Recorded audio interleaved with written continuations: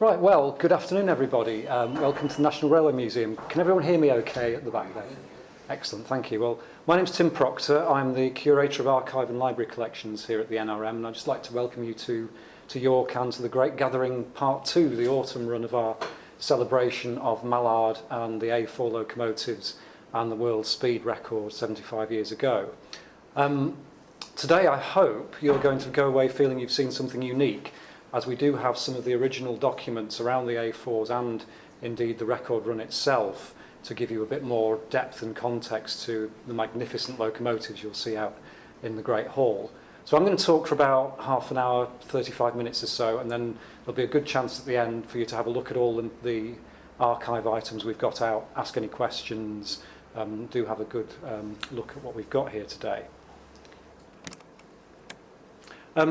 Start off with a brief word about the NRM and its library and archive collections. Obviously we're known as a museum of rolling stock, of locomotives, carriages, wagons and of historic railway buildings. The building we're in today is the old, based around the old North Eastern engine shed, and our second site over the road, the Station Hall, was originally the LNER's York Goods Depot. But as well as all of that architecture and engineering, the NRM has a huge amount of paper material. Our library and archive collections occupy over 3 kilometres of shelving, and we have over 300 collections deposited here, ranging from one-off diaries and individual letters of people like George Stephenson, through to entire business records of railway engineering firms, personal papers, company papers, all sorts of material under this roof. We have a huge library operation as well. We have over 22,000 books in our library collection. We like to say we're one of the biggest transport libraries in Europe. For those of you who know our search engine research centre here in York, it's really a large-scale operation for a museum like us.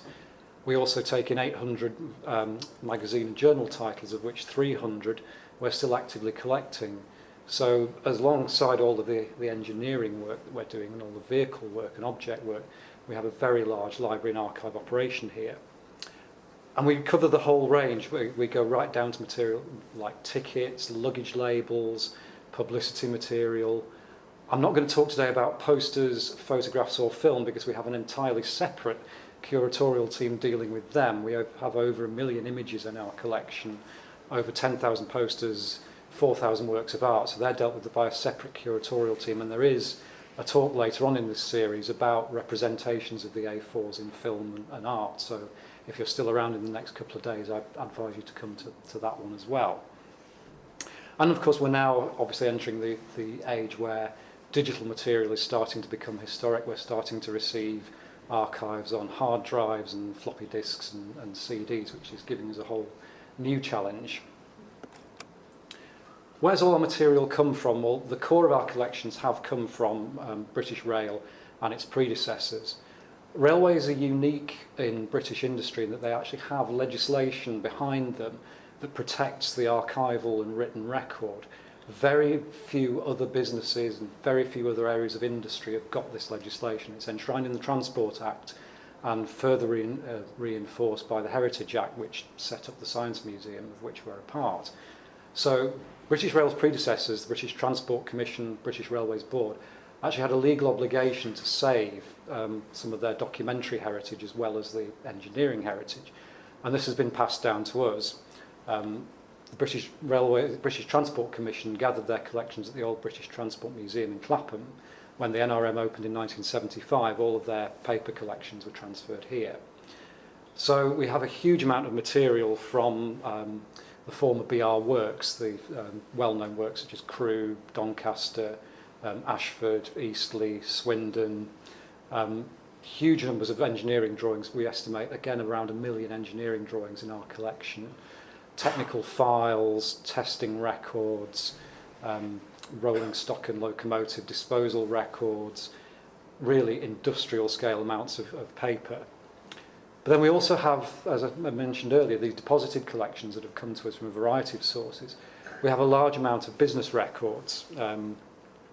We've got the archives of Stephenson & Co, for example, the firm founded by George and Robert in Newcastle. And that collection covers their initial manufacturing operations not long after the Rainhill trials, right through to the firm's closure and absorption into what became GEC. And that collection has been recently recognised by UNESCO as being of national significance, and we've actually been invited to submit it to the International Memory of the World Register. So our collections are recognised as being serious historical importance for research and railway heritage. We also have a large amount of campaigning material. We have the papers from the campaign that was run in the 1970s to save the Woodhead route, the Manchester to Sheffield passenger route, before that was closed, and then eventually the tunnel was closed and was subject to a very, very strong campaign to keep it open. We also have the personal papers of one of the founders of Transport 2000, Reverend Roger Calvert. So our material is incredibly broad-based, and we draw researchers from a lot of sections of the academic community as well as the railway heritage and enthusiast sectors. So, turning to the A4s then, if archives and library material can be considered the kind of raw material of history, you do need to see that in some kind of context, and you need to know when material was made, why it was made, and how it links together to try and begin to tease out the story and get more in depth into the story. This image here is a booklet from 1935, and this kind of typifies the era into which the A4 locomotives came. Mid-1930s were very much a technologically focused era. It's the era in which the world seemed to be speeding up. Radio was becoming much more widespread. The big news stories of the day often centred around land speed records, air speed records, and rail speed records as well. There was very much a sense that technology was going to solve problems, that transport was getting faster, that engineering and science and technology were pushing the world forward, and this was the way the world was going. The LNER were very much in competition for the route to Scotland with the LMS. The LNER ran up the east coast of the country, LMS on the west coast. And both these organisations, it's important to remember as part of this story, both of these companies, although they're seen now with quite a nostalgic feel, they were cutthroat businesses. They had a board of shareholders and directors and corporate governance to answer to. Their purpose was to make money and to generate business.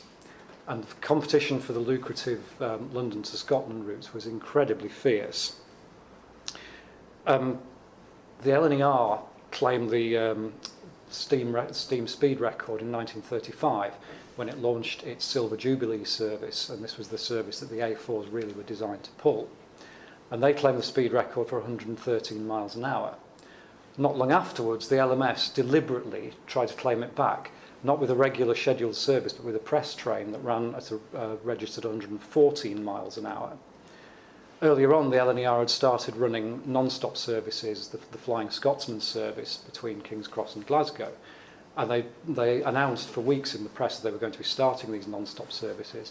And then 4 days before their first scheduled run, again, the LMS ran a non-stop train on the west coast to try and prove that they'd done it first.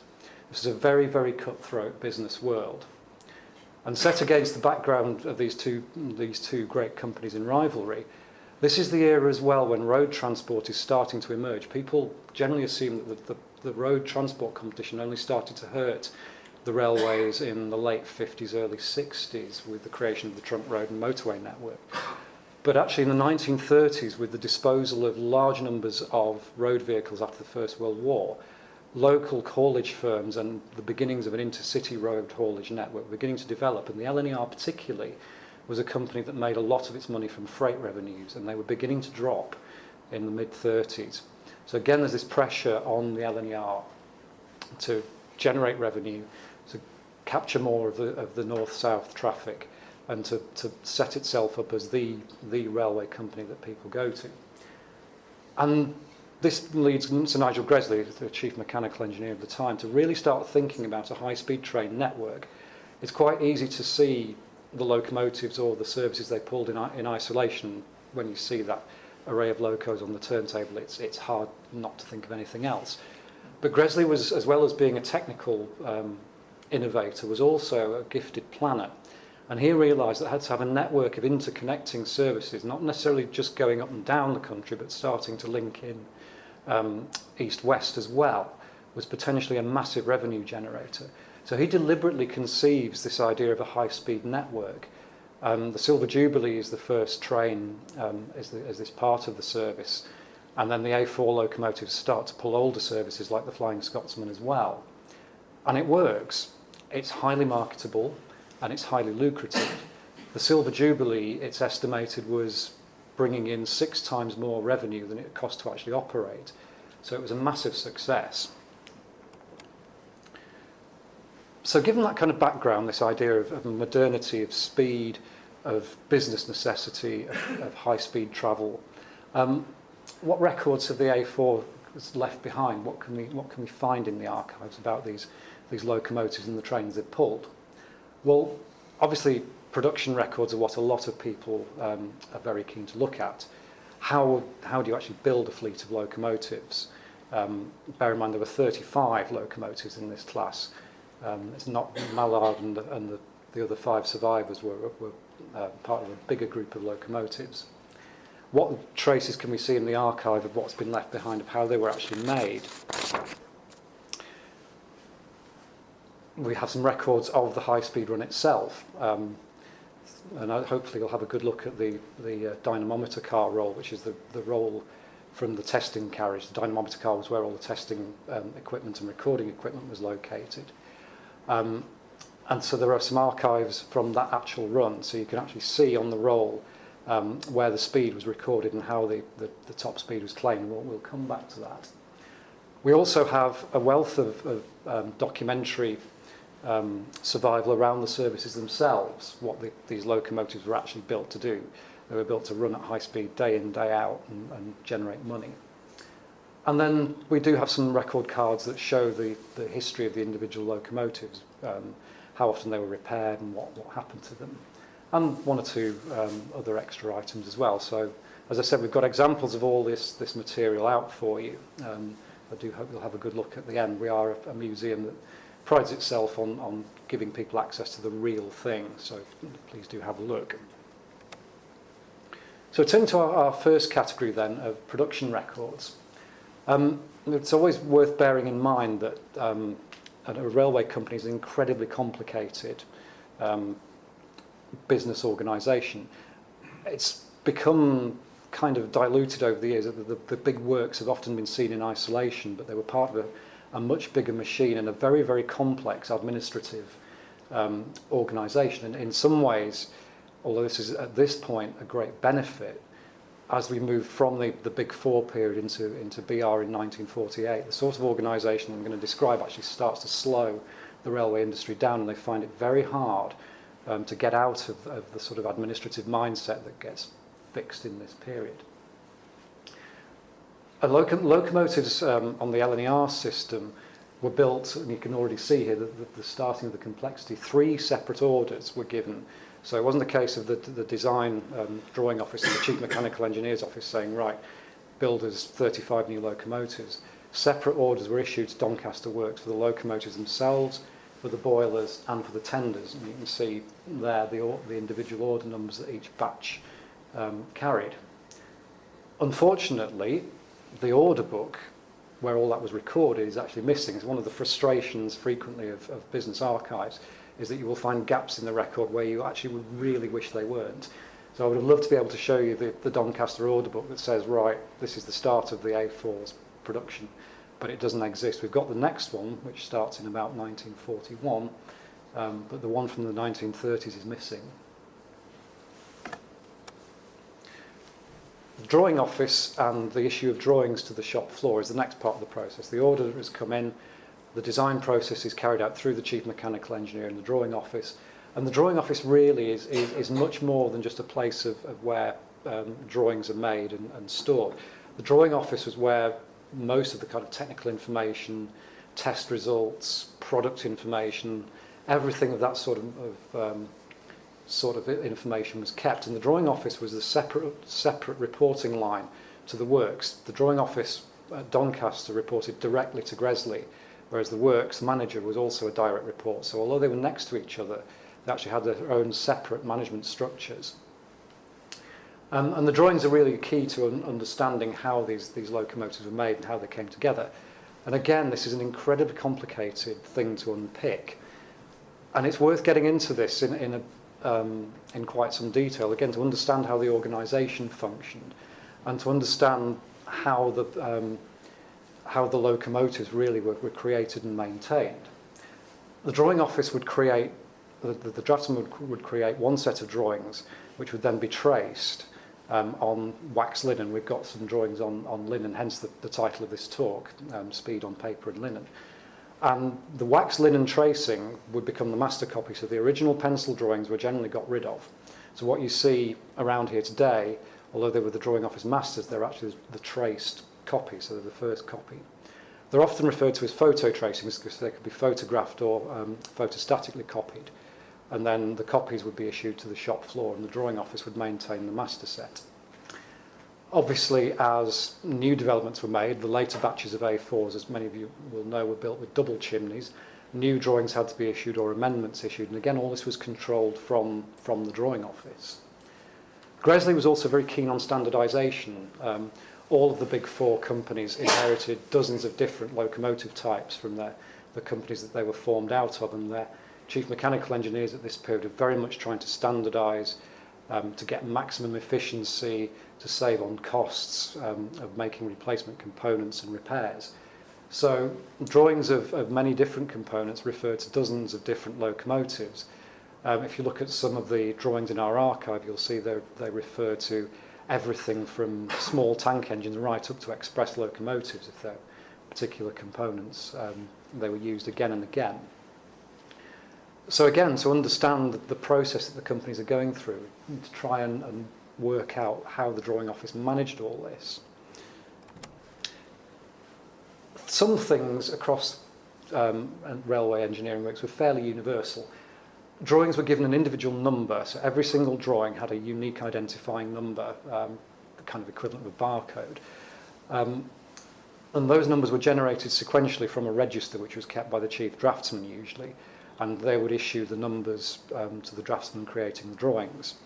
So the drawing register lists what's being done day by day, which drawings are being started on each day.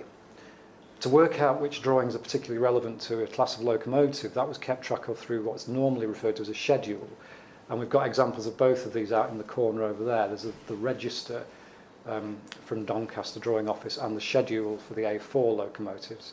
And the schedule tells you which individual drawings you need to refer to if you're interested in a particular class of locomotive.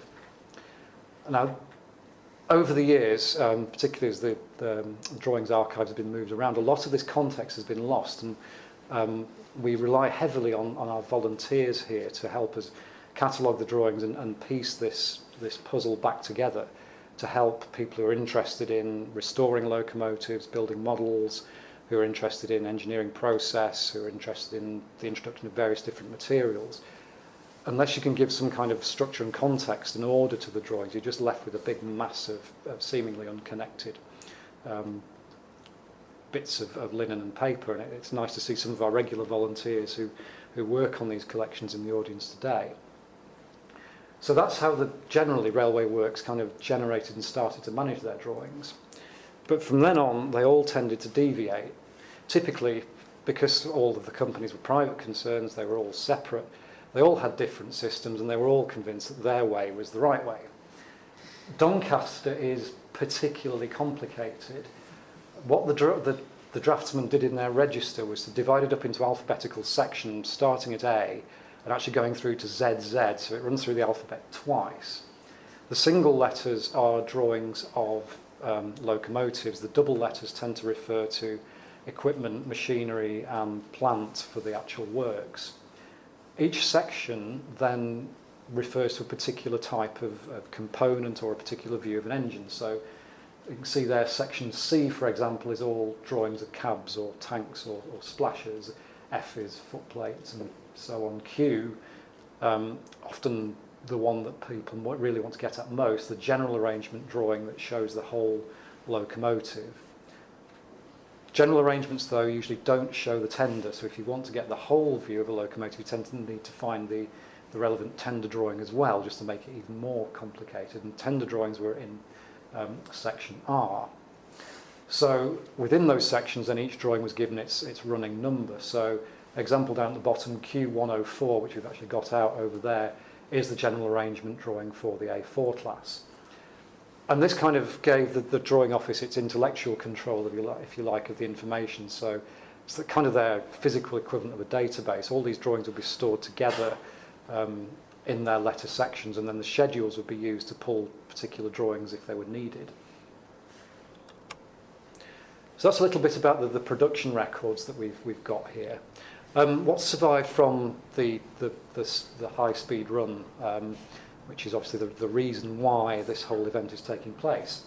We do actually have, as I say, the dynamometer car roll, which is over there, a big roll of paper that records the speed, the weight of the train, the gradient, and the tractive effort from the whole of the run. And you'll see that they've analysed in great detail the section where the train started to go over 120 miles an hour.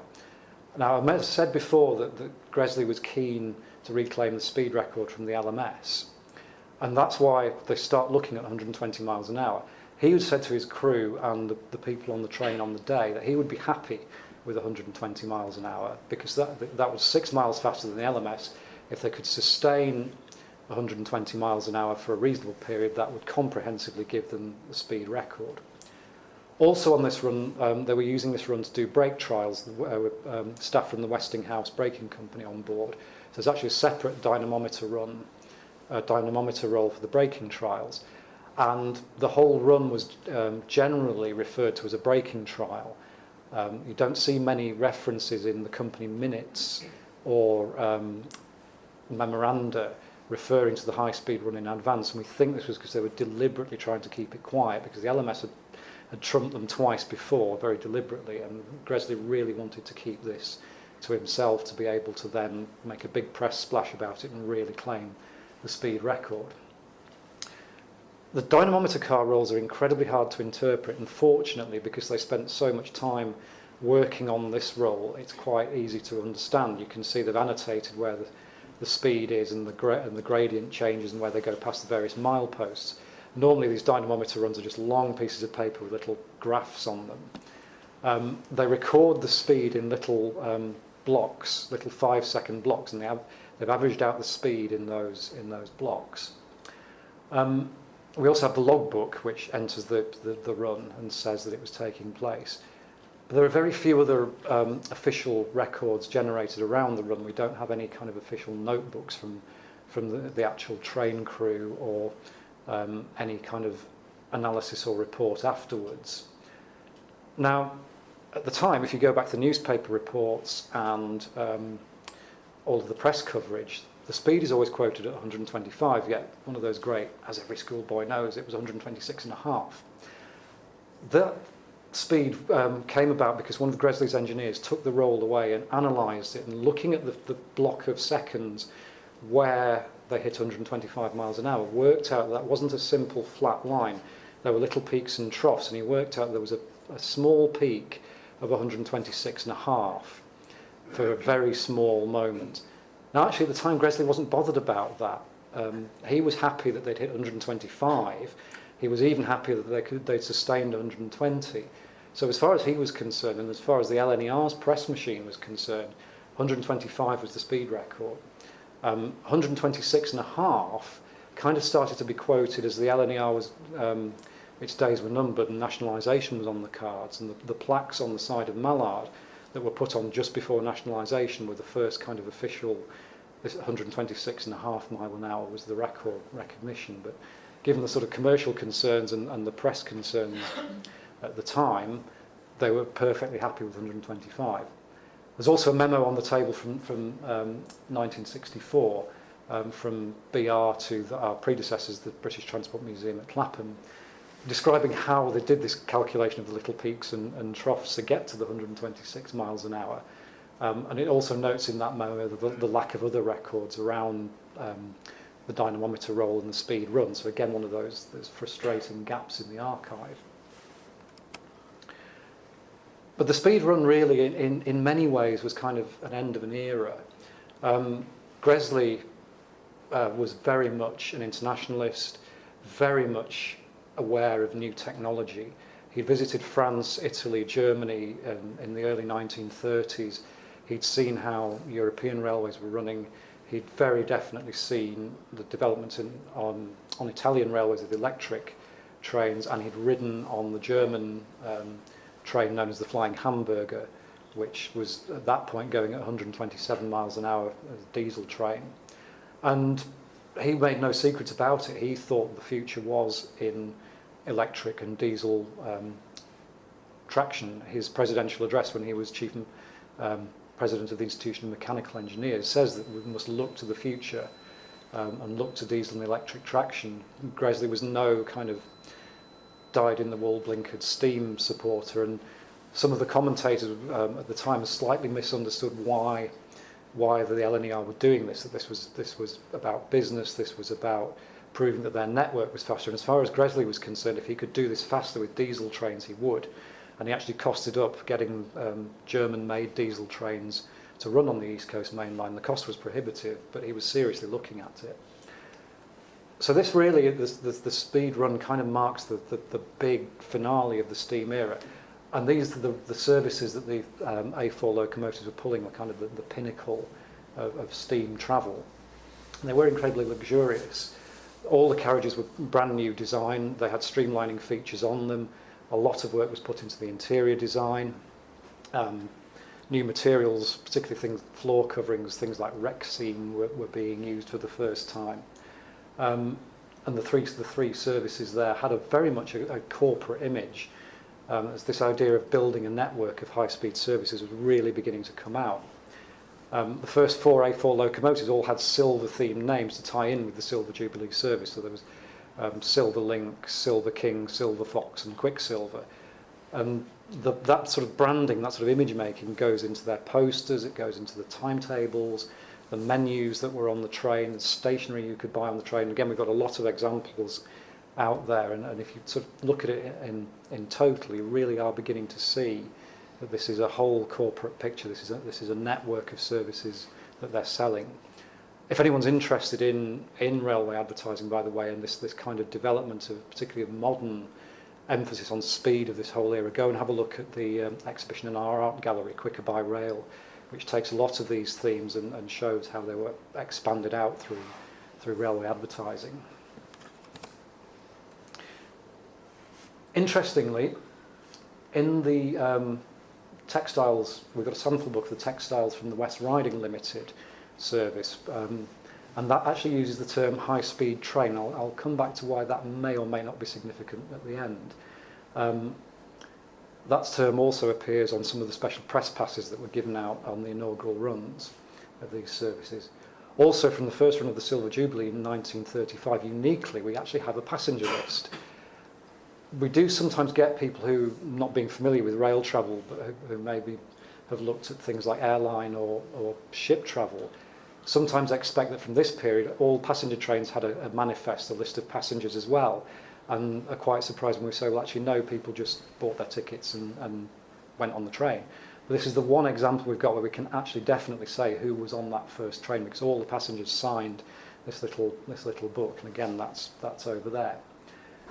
And again, part of the whole kind of corporate selling of the service, the drawing office also drew up these very long train formation diagrams that would help them with seat reservations, allocating spaces on the train for ladies-only compartments, smoking compartments, things like that. And again, we've got one of those out for you.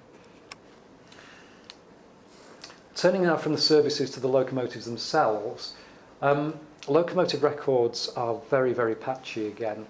This is an example of a locomotive statistics card. Again, we've got some out for all of the locomotives that are here today. And this sort of information is very heavily researched. Some of you may know the books in the series, the Book of or the Power of, that goes through each locomotive class and each individual locomotive, tracing their repairs, accidents, replacement boilers, and that sort of thing. And all that information is captured on these cards. Obviously, these weren't made with history in mind. Often when the locomotives were condemned or scrapped, they were just thrown away. So it's very few classes have a complete picture remaining, but we do have quite a lot for the A4s. And the National Archives down at Kew also have some of these. Again, it's slightly frustrating. You would deeply love to know the history of the surviving locomotives, exactly when they were repaired, and particularly for those operating ones, that sort of information becomes quite important to know what's been done to major components over the years. So, what else have we got, and what haven't we got? The A4s appear from time to time in other sets of records and other of our collections. So Nigel Gresley, as well as being a sort of planner and a network visionary, was also very, very keen on testing, again, this idea of trying to get maximum efficiency out of his locomotive fleet. And he lobbied long and hard for a national locomotive testing plant.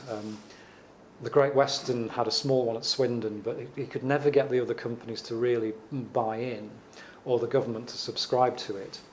He finally got his way, and it was built at Rugby in 1948. By then, he unfortunately died. He never saw it come to fruition.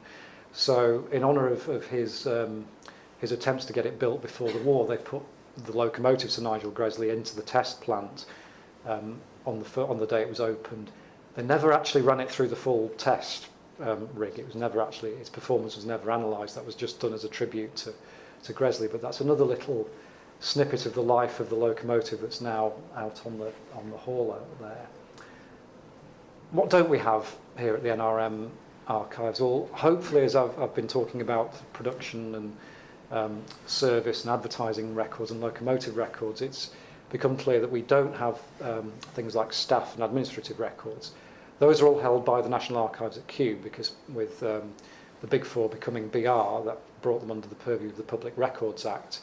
So all the records of the administrative and staffing records were taken in by the Public Record Office, now the National Archives. We are actually recognised as a place of deposit by the National Archives, so we are kind of the locomotive and the railway technical half of the story, and they're the administrative, financial, staff side of the story. So we very much complement each other, but to get a full picture of what's survived from railway archives, you really need to look at both of us. It's also very hard to get hold of contemporary personal accounts, diaries, letters. There are various published and recorded reminiscences of people who were either working on or travelled on these services and locomotives, but actual contemporary eyewitness accounts are very, very rare. Engine drivers tended to be men of action rather than men of letters. And where we do have drivers' diaries, they tend to record things like timings, who they were on the footplate with, any particular technical quirks of the locomotive they were driving. They don't tend to write a kind of narrative account, and how could they? The cab of the steam locomotive roaring along at 100 miles an hour is no place to try and jot down what you might be thinking at the time. And likewise, passengers tended not to have written kind of personal diaries or thoughts, and so we're very keen, again, although it's a long time after the fact, we're keen to try and fill in some of these gaps where we can, and actually the publicity and the sort of profile that these Mallard 75 events have given us has really started to help us with that. Last Saturday we had 91 surviving locomotive crewmen meet up here in York. They'd all crewed A4s over the years, and they'd been at various sheds. So many came from King's Cross that we actually had to give the King's Cross guys a separate room. But they came from Doncaster, Edinburgh, Peterborough shed, all the places where the A4s had been rostered. So this has really helped us to flesh out the historical picture behind those machines. And let's say the gaps are starting to be filled in other ways too. On the left-hand side is a notebook from a former BR worker he was on the Western region, and then BR undertook a series of locomotive trials to assess the suitability of previous company locomotives working in other regions. So former LNER locomotives went to the Western region, including Mallard, and you can very, very faintly see he has written Mallard LNER, and it's on the left-hand side there. No, he's not given us that yet. He's sent us a scan of it, and we're hoping he's going to leave it to us in his will. He said he will. But so that's another little bit of documentary evidence that's come out of the woodwork. Even more exciting, this photograph on the right is one of the official photos taken at King's Cross. It was staged after the run. Mallard was obviously taken off because it developed technical problems and didn't make it all the way to London. But later on, it was brought in and they did these photo shoots. Left-hand side, working with the left, there's the fireman Tommy Bray and the driver Joe Dunnington and the inspector Sam Jenkins. The chap on the right in uniform, we've always known that he's the goods guard. For some reason, they allocated a freight guard to the high-speed run. And he's actually quoted, in one of the newspaper reports quotes him as saying, you know, these carriages ran better at 120 miles an hour than my usual goods van did at 20 miles an hour.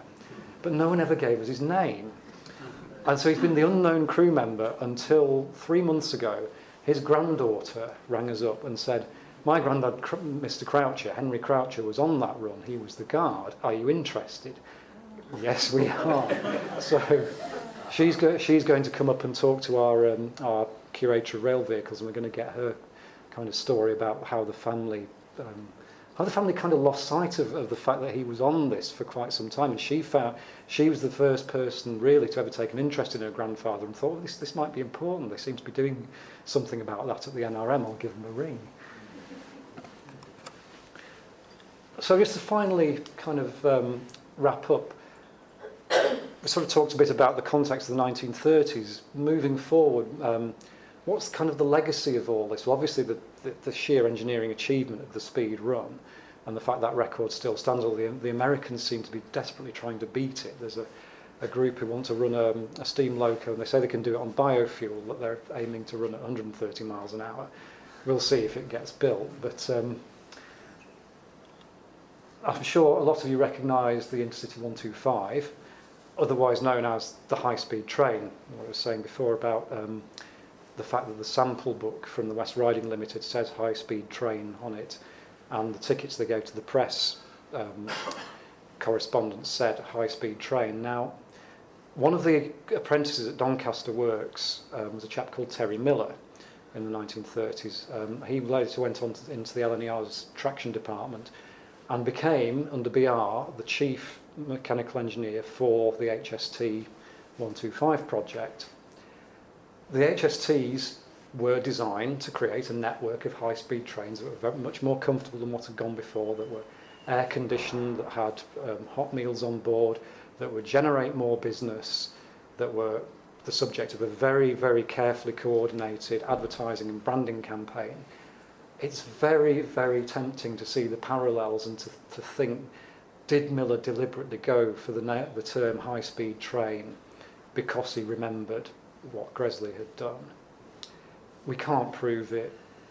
The official line goes that the term was chosen because BR were very uncomfortable about using 125 miles an hour or 125 too much because the public would be nervous about travelling that fast. But it's streamlined as well. It's really tempting to see the parallels.